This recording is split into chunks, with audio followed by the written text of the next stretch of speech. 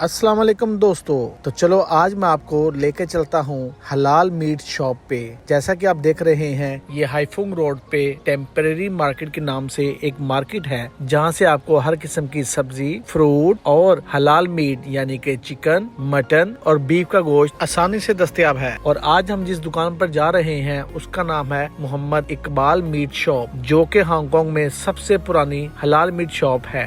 ये शॉप 1970 से कायम है और माशाल्लाह बहुत ही अच्छा और फ्रेश गोश्त यहाँ पर अवेलेबल होता है। इस शॉप पर आपको बड़ी ईद पे कुर्बानी की भी सहूलत मौजूद है। और जैसा कि आप देख रहे हैं यहाँ पर डेली फ्रेश मीट आता है। यहाँ पर खुरम भाई, काशिफ भाई मौजूद होते हैं, आप इनसे राब्ता कर सकते हैं। इस शॉप से होम डिलीवरी की भी सहूलत मौजूद है। बारबेक्यू का सामान ऑर्डर पे तैयार किया जाता है। किसी भी किस्म की मालूमात के लिए नीचे दिए गए नंबर पर राब्ता करें। शुक्रिया।